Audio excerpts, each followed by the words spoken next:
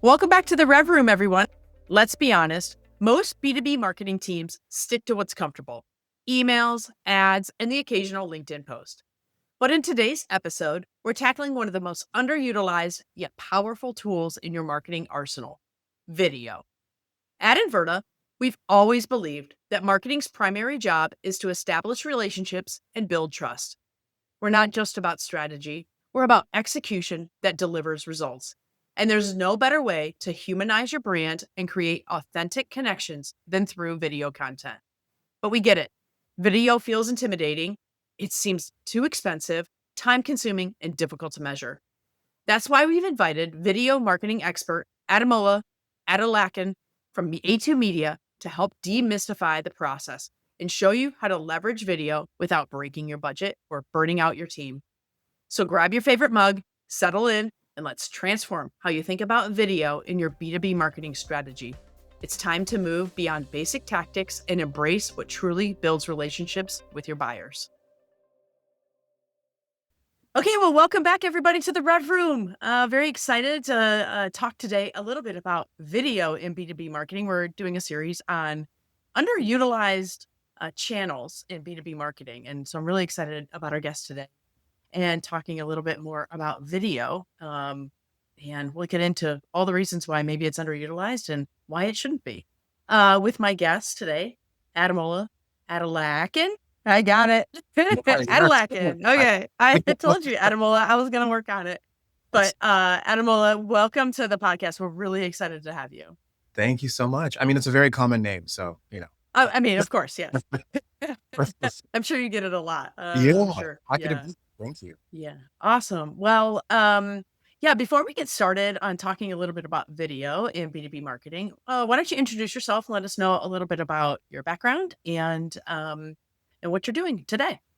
Yeah, for sure. So I'm Ademola. I'm the founder of A2 Media, and we're a video marketing agency. So companies come to us and they say, hey, we don't know what to make, but we know we need video content. And we say, okay, we're going to do some research. We're going to give you a plan. And then once you send over your footage, then we'll help you make it look cool as well. So we like to say that we're a research and post-production house. And yeah, I'm sure we'll get into it at some point.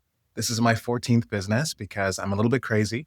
And that's, I'm addicted to starting things. And this is probably the longest venture that I've had going over the last 10 years. That's awesome. That's awesome. First of all, I don't think you're old enough to have 14 ventures, but you probably started young, I assume. So that's awesome. Great, Ademola. Well, here at the podcast, we like to ask our guests to bring their favorite mug to share. And I've seen a preview of yours, so I'm very excited. Yeah. I'll show mine first today. Again, as I've said, I'm running out of mugs, so I'm digging deep into the back of the cabinet for some of my mugs. But because it's springtime when we're shooting this, I brought my Washington, D.C. Mug. This is the White House here, but it has the cherry blossoms on it, which I absolutely love. We went there for spring break a few years ago and we're able to see the cherry blossoms in full bloom. So if you haven't had a chance, please, everybody do it. You got to do it once to get to Washington, D.C. to see those. So I love that. I didn't even know that was a thing. That's awesome. Oh yeah, it's beautiful. It's beautiful. So it's it only lasts a few days. Like literally you have to be there like the perfect time. And we were very fortunate to be able to do that. So yeah. Right. Ademola, what'd you bring today?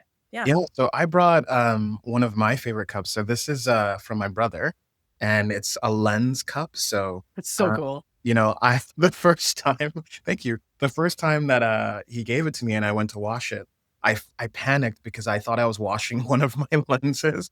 And I was like, how did this get in here? And then I put my hand in and I was like, oh, thank God. But it's one of my favorite cups to drink out of. I absolutely love it. I love that mug. It's so realistic. It's very cool. It's great. I love it. It's awesome. Yeah. Awesome. All right. Well, let's dive into the topics on B2B video today. So tell me a little bit about why you started A2 Media and what was the gap you saw in the market and prompted you to go start the company? Yeah. So I would say if we're going all the way back, I started doing video about 10-ish years ago. And the very first company that I worked at was a company called Vidyard. And for those watching that don't know Vidyard, it's basically a video in email sort of platform where you can where it's very video first in how we approach customers. And it teaches sales teams how to leverage video to sell better. And I saw in that job like the power of video and how much more responses I got when I was using video instead of like, Mm. basic text. And I was like, I feel like I can bring this to every single role that I go to. And the crazy thing about it was I wasn't even in sales myself. I was in customer success, and the reception of doing video was just so much better. And I was like, okay, well, maybe at some point in time, I want to teach companies how to make better video content because the videos back then were very raw. It was like, hey, this is who I am, so you know that I'm a real human being. And I've always been thinking about how companies can do video better. So fast forward to nowish. Basically, I saw an opportunity in B2B SaaS to do better video because a lot of B2B SaaS companies are still in the stone ages. And I feel like, the video content they do put out, they spend hundreds of thousands of dollars on. And it's like very much, hey, this is how awesome we are. This is why you need to buy us. Here's our feature list, all of that stuff. But Yes. stuff that we connect to these days is more like raw TikTok, Instagram reels, influencers that are like, hey, like you like me, I like this, so you might like it as well.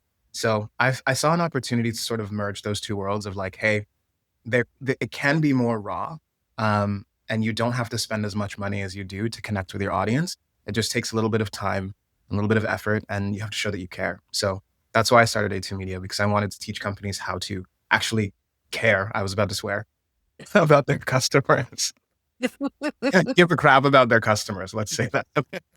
If you follow any of Ademola's content on LinkedIn, which I hope you will after you listen to this episode, you will get a few of those explicit lyrics in there. Yes, that's great. Hard to censor. Uh, I vote.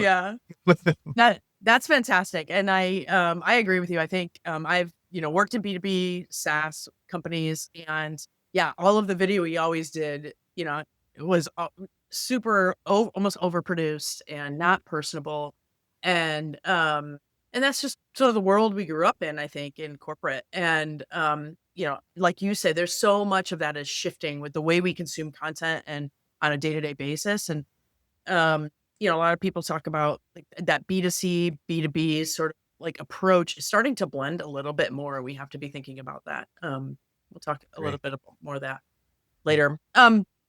A lot of the things we hear marketers say is, video's too expensive.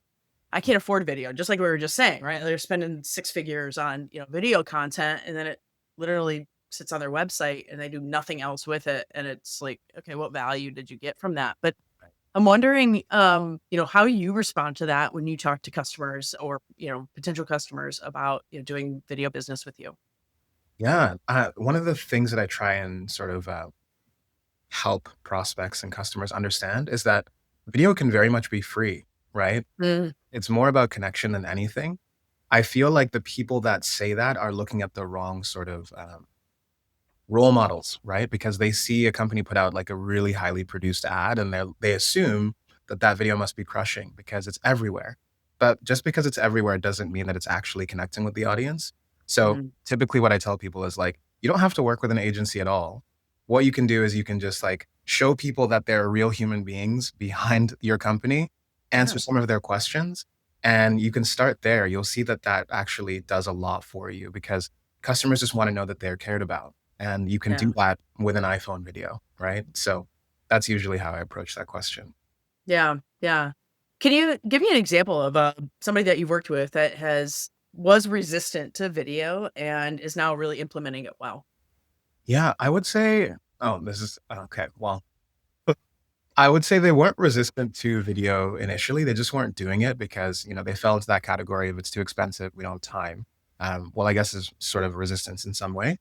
Um, so I worked with a client. It was my very first client actually about 2 years ago. And they were very sales focused, like a sales focused organization. And they didn't really believe in marketing, I guess in the ways that we do it now or what we're moving towards. And we came up with this series. I don't know how much detail we should go into just for the sake of time here. But what we landed on was we came up with like this comedic content for them. And we said, hey, what we're going to do is we're going to take these really crappy videos. We're just going to show you that if you can make your audience laugh, they will start to research you and say, like, okay, Mm, these people doing this weird stuff, right? Because weird comedic content is sort of my jam. And what we did was we made that into like a 12-part series. And the goal after that was to, okay, once we have people interested in, the people on camera, then we can start pitching what we do, right? And what that led to was we were doing like yearly webinars that were always like jam packed. So we had goals of like 5,000 to 7,000 people. We called them the Nearbound Summit. And we were able to drive traffic towards the Nearbound Summit just by like doing some funny videos that everyone enjoyed. And as a result of that, the Nearbound Summit was where people actually learned about the service and what we do. And it felt like, when you put that on paper, it's like, hey, like it's going to take us a year to see the benefits of this. And that's not actually true. It's more so that was like the culmination of all the effort that we put in. We probably could have done things sooner, but people were looking forward to this event because they're like, we want to see what these guys are actually about. So Mm, a bit yeah. of a tangent there, but just showing how like these raw sort of videos kind of pieced together to get people interested. And then they came to something that we really cared about as well. Yeah. Yeah. Well, talk about that a little bit because, most of the formats that B2B marketers use are print formats, Mhm. some sort, right? Reading or they're the long form, short form, they're maybe there's graphics, right? But there's words on the screen with some sort of bar chart or something, right? Cool. And, one of the things I talk about is back to that B2C and B2B sort of crossover areas. Like even at the end, we talked about this in our last episode. Is you're still selling to people, and those people have emotions, and no matter if they're in their business setting or in their home setting, like they're still buying based on some sort of an emotional attachment or um that trust that they've sort of built with you, affinity with your brand or the people at your company. Talk a little bit about how video is really unique in that sense of building that sense of trust. Yeah. So the way I like to, I studied psychology when I was in school. And one of my favorite things in the world was the mere exposure effect, which is just, the more you see something, the more you become familiar with it, the more you tend to like it, sort of thing, right? I find that's really hard to replicate in text because, you sort of, for those of us that have internal voices, but I heard that not all of us do, and that blew my mind. Tangent for another day. We tend to read things in our own voice or the voice that we've had in our head, right? Sure. Which doesn't allow you to build a relationship with the person that's writing. It kind of just allows you to absorb the information. But if you're on video or you have people on video, you can form a connection with those people because you know what they sound like, you know what their tendencies are. Mhm. And you feel like you're sort of like listening to a friend if it's being done in the right way. And due to the mere exposure effect, the more you see that person, the more you're like, oh, I really like this person or these people. And, what do they do again? Like, should I buy from them? If there is an opportunity to buy from you, you're the first person that they're going to think of. Whereas with text, it's harder to do that unless you have a really specific way of writing and like a specific voice that stands out from everyone else and is not like purely informational. But it is harder to do. And you get a lot more information from watching someone talk rather than like reading the words that they've thought like just written down, Yeah. Yeah. That's the feeling. Yeah. Yeah, as a mom of 2 teenagers, I know that well. The TikTok feeds are full of them. But Yeah, it's the same concept, right? It's just in a different approach and a different reason why you're building that. And to your point, right? Like not doing videos that talks about, my little my blue button versus the red button or, the things that make my product stand out. It's more about how do we solve the problems I know you have? How are we talking about the solution oriented approach? exactly. Exactly. Yeah. I think some of the best ways I've heard it described are like, when you're getting restaurant recommendations, you tend to trust the people that are in your friend group because you see them, that they have the same interests as you and you Yeah. trust them because of that same effect, right? But if you're reading bloggers online, there's nothing really to differentiate um, who has better taste than the other or like, that sort of thing. It just Yeah. becomes harder to sift through that. Yeah. I have some friends who I wouldn't trust their restaurant recommendations. Yeah. I'm not gonna name names here, I get in trouble. But anyways, no, I'm kidding. You just I'm pretend to write kidding. it down. You're like, you're like, "Okay, that's not cool." We all have those friends. You're like, "Okay, thanks. Appreciate that." Alright, so, you're listening to this podcast today, and you're a B2B marketer, and, you're thinking, "Yeah, this is great. I would love to do more video, and I know we need to do more personalized video, in our marketing efforts." Yeah. what would you say to that person? Like, how do they get started? What's the sort of limited resources you need to get moving in that direction if your budget's tight or you don't have you don't have 6 figures to go put towards, your video channel? Yeah. I would say the best way to start is understanding your customer, right? A lot of marketing teams are obsessed with this, and I think it's great. What you need to do with that information is you need to do some mapping of what your customer has to believe before purchasing from you. So, if they have to believe, for instance, that video is easy to do, then you need to make content about how easy video is to do. If they need to believe that it's not expensive, then you need to show like different ways to make video cheap, right? And then once you've mapped everything out, what you can then do is you can say, okay, well, these are the objections we have to break through. And a really good resource for this is your sales team because they have to deal with objections every single day, Sure. right? So once you've mapped all of that out, then it gives you sort of a plan around, okay, well, if these are all the objections they have and we can answer these in a minute or less, that's the sort of deal there, like make it really short. Then we can start putting these out. And then when they get on the call with the sales team, if it's a B2B product, for example, that is expensive, then they will have the answers to all of these questions. And the sales team and them can just work on ironing out the details of the deal, right? But I would say, if I can shorten that, map everything out that they need to believe, and then figure out what questions you need to answer. Make 1 minute to 1.5 minute videos about that on your iPhone, just like talking head.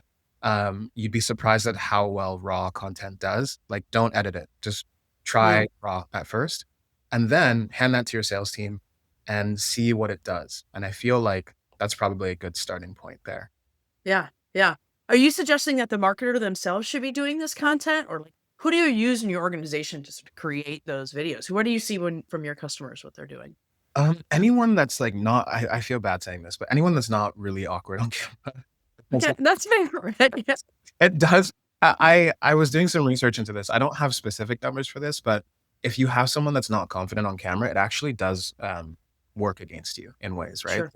If you have someone that's on any team that's natural on camera that can answer these questions, and then they can be your staple person that your audience can build that relationship with, that's probably your best bet.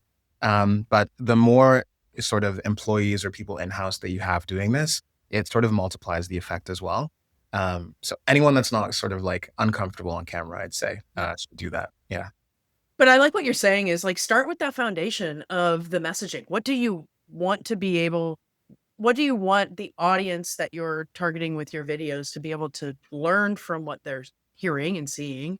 Right. Um, and then build your content based on that. I think so many people get on and just start creating something. And to your point, it always ends up back at the like fluffy value proposition, or it gets super deep dive into the product specific things because we're so proud of our product and we live and breathe this stuff every day, right? And to your point, like audience doesn't necessarily your future buyer or your prospective buyer doesn't care about that. They care about what does it do for them and how does it make them feel. Exactly. Exactly. They're the hero of the story, not you. And, I think I was reading Building a Story Brand, and the way that Donald Miller describes it is your Yoda, and they're like Luke Skywalker. I didn't watch Star Wars, Yes. right? Is that right? Mhm, had something like that. Yeah. Or something like that. Yeah. So when you're able to shift to that sort of mindset, like you're the guide, and you need to explain to the hero why their journey is important, why how you can help them. That it usually lands a lot better than, hey, here's why we're so great. Here's all our features, this and that. It's just like, Yeah. yeah, no one cares. No, it's true. So many people, if we build it, they'll come. And I Mhm. think we've proven that out over the course of the last few decades that that's Hell, just not true, right? right. Yeah. Yeah. Yeah. That's a great question. Um, so one of the things that we've talked about in preparation for this conversation, you've talked about batching. I've seen it on your channel as well, like, like creating big batches of content. Can you talk a little bit about how you work with customers on that Yeah, yeah. process? So for sure. So one of our sort of promises to customers is, hey, like give us a few hours a month and we'll provide you with like weeks of content.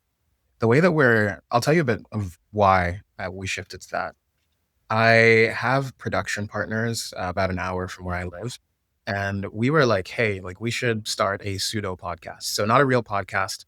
We'll each bring like 5 outfit changes and we'll answer 10 questions each. Let's just see what happens, right?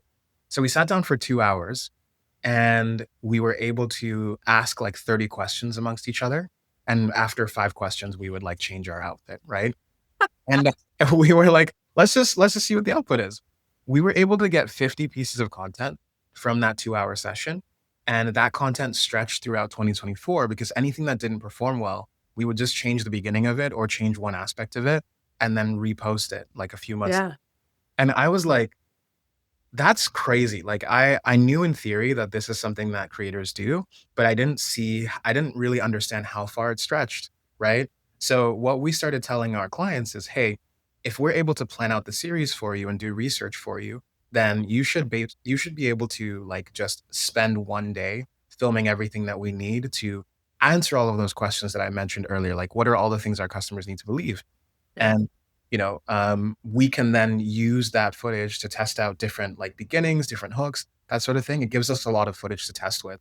So instead of having to face the nightmare of getting in front of the camera every single day and making something new, why don't you just batch it and then we can stitch things together? Uh, Yeah.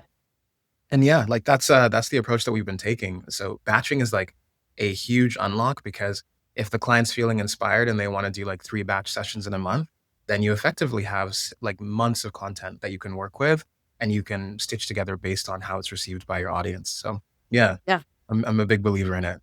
I love that. To your point, I knew producers, production teams did that sort of a thing, or the changing of the outfits or whatever, but I never really thought about it in that regard. And it's not what I do here at the Rev Room, but maybe I'll do it someday. We'll see. It could be a way to go. Just spend a whole day Right? No one will know. cranking out episodes. Oh, that's awesome.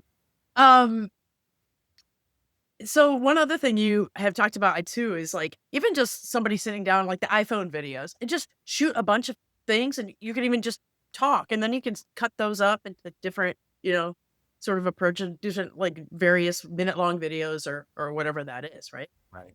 Right. I think part of the hesitation for people not starting video content is they're like, it takes too long. That's a big objection that we face. And we're like, well, it really only takes as long as you plan for, right? If you don't plan at all, then it's going to take long, right? Yeah. If if you're an expert in a field and someone asks you 10 questions, think of it more as a conversation. So if you're someone that wants to be on camera, for example, and you are not, then what you can do is you can just set up your camera and have a friend ask you those questions off camera and just answer them. And you'll have like 30, 40 minutes of footage that you can use. But the beautiful thing about it is like, even if not all 10 questions are answered well, you can cut out 5 of them and then you have 5 clips, right? And those Sure. 5 clips can extend to more because, maybe you've used an element of one of the questions that you didn't like and you put that as the hook. And, there's just so many options. But yeah, Sure. the long and the short of it is like, just get in front of camera, talk. There's something there always. There's Yeah. always something there, you know? Just go. Just Yeah. go. So one of the things we were talking about too is B2B marketing teams are they're we're the customers at least I work with, and I know you do too. There's so much like stress about attribution and like, well, if I go do this thing, I have to be able to sort of tie it back to something. Yeah. And and we talk about with our customers, hey, it's the collective that's supposed to sort of lift all boats, right? But a lot of times they're really forced to go, well, one to one, right? Kind of a thing. Well, Yeah. this video drove this conversation, which isn't the way buyers buy, but we're still measuring in the impact of marketing in that way, and sometimes, right? So, what are some of the metrics that B2B marketers should be looking at if they start to get into creating video content? I'm gonna be that guy for a second, but I have to say vibes is a big one. Yeah. Like, honestly, I feel like moving into, like, more of the trust economy, you get a sense Yeah. of whether or not your, customers actually enjoy engaging with you, so I always say, like, look at what people are saying. Are they using the terminology that you are, like, putting out there in the Right. calls, in their comments, that sort of thing? What's the watch time on these videos, right? If people are dropping off in the first 10 seconds and you have, like, a 2-minute video, then there's a good chance that they didn't relate to it at all or the message didn't resonate with them. But, typically what I say to clients is organic is really hard for attribution. If you Mm, really want to prove something and you like want quick results, then you need to put your money behind paid ads and test the ideas that you start with early because you'll get real numbers there. So like I'm pretty experienced with Meta myself. I don't run a lot of like YouTube ads or anything like that. But um when I wanted to know if something was actually good, I would just put it out for like 2 days and put a bunch of ad spend behind it to see what the completion rates were, the unique yeah, impressions, that sort of thing. Um, and like that's like the 100% foolproof way. But with organic, it's more so like shares, comments. I don't think impressions really matter. And the reason I say that is because some of the videos that we put out that have gotten clients would have like under 1,000 impressions, but they would have a ton of comments. And then people would be like, hey, I needed to hear that today. Let's talk because now I'm interested in like investing in video. So I would say like vibes and then yeah, ignore impressions like that. It doesn't really matter. yeah. Yeah. What are the types of videos that have the best vibes or get the best, like build that? I mean, we talked a little bit about like, hey, thought leadership should be controversial. Like the things you're putting out there should maybe rub somebody the wrong way, Yeah. right? Like, not so sure about that, but you're making me think. And so I wonder if that's the same in video or what types of video do you find that create the best vibes or get that sort of traction from an engagement perspective? Yeah, I would say breaking common misconceptions, like myths, and then also, if you can pair that with data to show as well, and, Yeah. you phrase it in a way that sounds extremist, but is not really offensive, Yeah. then I think that gets a lot of attention too, because I'm trying to think of one now. Like, we've touched on a couple, like video is expensive, those sorts of things. Um, I guess, like, no examples are coming to mind right now, like, outside of those, but I would say if you attack common misconceptions, then Yeah. that's where some of the best content comes in, and people are like, "Hmm, okay, what other things do you have to say?" You know? Yeah. Yeah. Yeah. Yeah. I think if you make people think, Yes. Yeah, that's absolutely. if you create thought-provoking content to your point, that's not you don't have to be offensive in order to do that. Mhm. But I do know a lot of companies, B2B companies get really nervous about the way they message around competitors even. Yeah. And there is a way to do that, um, that doesn't have to name the competitor, but you definitely can call out some of the things that make you better or different, in some of the things you might do, especially in video.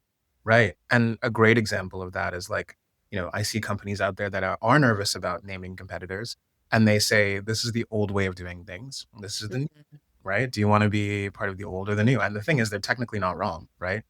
The old way is something that people are used to, and then you're like, "Well, there's a better way," right? Yeah. Yeah. Yeah. It's a way to. That's a great point. Yeah. I Yeah. like that. That's a really good point. All right, speaking of the new way, Yeah. um, let's talk about the future of video and even interactive video, right? Like you have some ideas and thoughts about where's video going? Like if it's not just going to be this sort of like 2D sort of interaction, what's coming? Yeah. Well, what I'm hoping is coming. Okay, all right, yeah. I wish I could see into the future. I hope I'm Mhm. right with this. Is like you said, interactive video. So I think that now that we are used to video as a format and it's continuing to grow with creators and like different formats, different technology, um, with the evolution of like TikTok and Instagram and all, I hate that I said that by the way, evolution. Anyway, that's like I see I'm seeing more and more platforms subscribe to changing the speed at which you can consume things, right? To me, that's an indicator. Like if you hold the right side of a TikTok or an Instagram now, as of like a Instagram reel, now you can play it at 2 times speed. Um, and that's because we want the information faster, right? Yeah. Even though it's short form, like yeah, I have a lot to say about like, our consumption habits, but yeah, like for me, interactive video is the next natural step because what that'll will allow people to do, and this is like choose your own adventure interactive video, is now while you're watching a video, there are platforms out there that will allow you to like click a button if you want to see something else, or click a button if you want to go to this resource. And I think that what it will allow people to do is consume video in the way that they want to. And typically what ends up happening, or at least while it's new, is because you're giving someone options, they want to explore all of them. So they actually end up absorbing all the information and they don't feel like they have to sit through the entire movie before getting like the payoff, right? Yeah. If you have different personas coming onto your website, like sales, customer success, marketing, they all have different interests and they all have different things that will move that help them become internal champions, right? So if you give them the option to choose what resonates with them, it just becomes way more powerful. So hoping that's the way things are moving. Yeah. Yeah.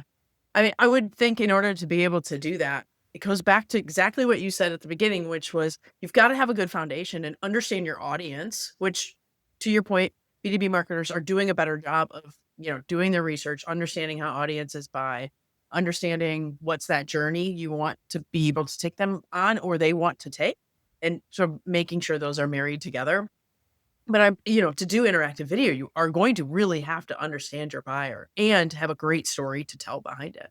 Right. That's absolutely right. Yeah. I'm really excited about it. I feel it's underutilized. And it's hard. I think it's maybe because of the industry that I'm in, and video is still like a bit of a barrier for a lot of marketers. Yeah. Interactive video sort of feels too like bleeding edge, you know? Yeah. So, Yeah. I mean, we talked about it at the beginning of the episode, right? Like a lot of B2B marketers aren't even using the right. easy stuff video, right? And to get into the interactive. I do wonder though, like, how do you see AI changing the landscape of video? So I think, as far as I can see, AI is going to make human editors' workflows a lot easier. It's doing that right Mm, now.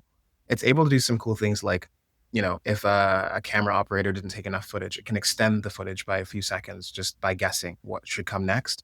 Um, I think it's going to make um, humans' lives easier, but I have a hard time understanding or seeing a world in which AI, like fully AI generated films, become like top box office seller. You know what I mean? yeah. Like Yeah. it will be tough because I feel like AI is, in its current state, it's able to regurgitate information and retrieve information really well, but I don't think it understands how to make content in a way that resonates with humans. It may be able to like arrange the content in that way, but in terms of like actually editing content, and this is maybe not even what you asked, but it's something I think about quite a bit because I'm like, is there going to be a world in which there's like a fully AI produced film or like AI editors that Mhm. take care of all of the content within a company? I can't see it just yet. I feel like AI plus human is always the ultimate sort of state, but AI Yeah. alone, I don't think it has a good enough understanding of like what makes humans tick to create on its own. But that's just, Yeah. yeah. No, yeah, I hear you on that. We've talked a lot about that here on the podcast is gosh, almost every guest we're talking about like how is AI gonna, hit the, impact this area of marketing for B2B marketers. So that's great. That's great insight. On our previous episode, we talked about how you cannot you I kind of jumbled the words when I said it on that episode, but you can't afford to not have good creative. Okay. So like making that investment in your story and in your like the brand that you're creating and just elevating your your content to the next level by putting and wrapping around some good creative like approaches to it is important. And I see video as really a very similar thing. I feel like you you almost can't afford not to do it in this world that we live in, right? To your point in the way that consumers consume even in the B2B space. Yeah. Um what how do marketers overcome that even in their organization? Like if I'm campaign owner and listening to this or like maybe I don't make decisions about budget, but how do I go advocate for more video in our content? Mm. I honestly think if you're, let's say, the sole marketer in an organization that's trying to prove that video is important, you kind of just have to do it. Um, Mm, maybe using that free approach that I mentioned earlier. So, doing some interviews with people who are customer facing and figuring out what those most frequently asked questions are, that is usually the best place to start. And then if you have a little bit of budget and you can make it look a little cool, just like, find an editor on Fiverr or, find a friend that is good at editing and will help yeah. you with this project along. But I would say like, typically speaking, people need to see it. Um, if they're not bought in when you're selling them the story, then they just need to see something tangible. That's Yeah. normally what moves it. Yeah. Yeah, I think that's a really great point. Or even like starting out with just a pilot, like just do some video around one campaign you might be launching this quarter or something like that, right? Exactly. Yeah. Yeah. And I think what you said earlier about the story, that's the most important aspect, right? Um, I find a missed opportunity with frequently asked questions that I don't touch on. I should touch on this more. Is there is a way to answer frequently asked questions with stories about people who are in that same situation, right? So we had a Yes. customer that also went through this, and this is where they started. And then if you outline the transformation, that's like my number one rule. Every video has to have some sort of transformation. If you're able to do that in all of your video content, you can't go wrong. Like, here's Yep. where we started, here's where it ended. I find if you lean into that for this sole marketer that is trying to prove that video is worth it, they won't go wrong with that. Yeah. That's a great tip, Ademola. I like that. I would love for you to share with the audience maybe one of your customers who's had great success and started basically from maybe zero or doing very little and has worked with you and really grown their ability to do video and impact their B2B marketing Yeah, results. I would say I'm trying to think. Like, typically, the funny thing is, like, I talk a lot about starting from zero, but when I think through my clients, the only one that has started from zero is the one that I mentioned earlier with that. Sure. But Hmm. I would say in terms of amplifying those efforts, we work with so Okta, like Auth0 by Okta. They're like a OAuth, like authorization company, security company. Oh And yeah. yeah, like we've been able to help them fill more events. So we've helped them grow their YouTube following. So they basically create content specifically for developers.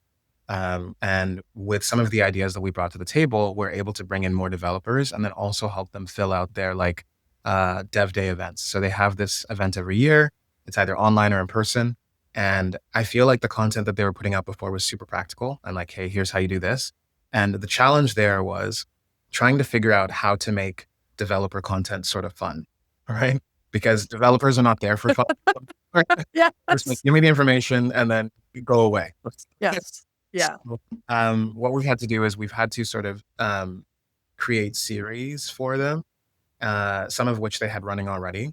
But if through doing that series and like having the same people on camera all the time, we're able to then talk about some of these events in that content and then drive more attendees for their in-person things and then effectively have more champions and more people using Yeah.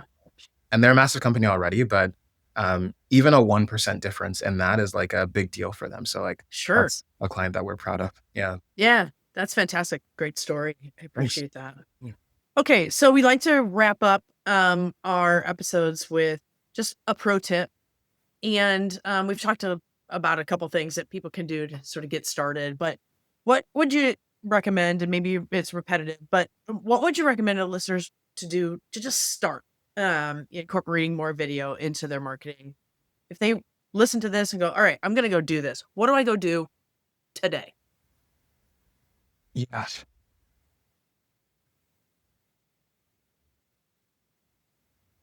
I would go back to that belief mapping tip that I mentioned. The thing that Mhm. I'll add to it is you have to have a really good understanding of top of funnel, middle of funnel, and bottom of funnel.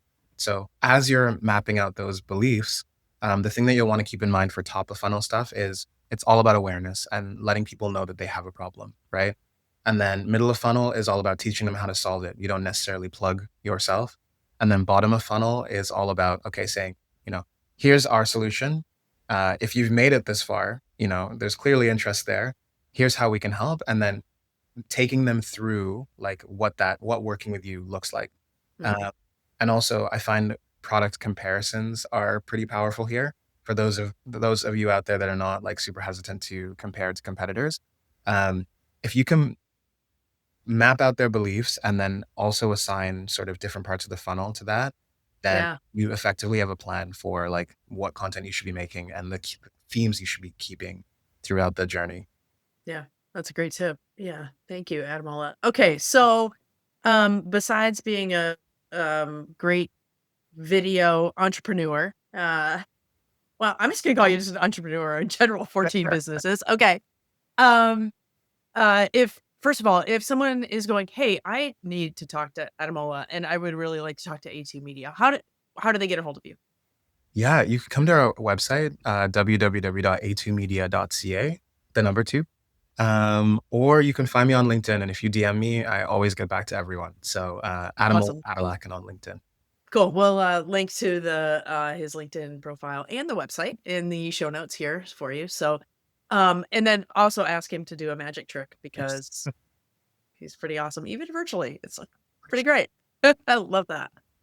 And well, thank you so much for being on the show today. We really appreciate it. And good luck with everything. And yeah, hope to talk to you soon. Yeah, thank you so much for this. This was amazing. Thanks. Awesome. Take care. All right. Well, thanks for tuning in to the RevRoom today. We hope you enjoyed this episode. For more, be sure to subscribe and leave us a review. Don't forget to follow Inverta on LinkedIn for more updates and exclusive content. That's Inverta, INVERTA. Have a question or a topic you'd like us to cover? Reach out and let us know. Until next time, keep innovating and driving that revenue growth. See you next time.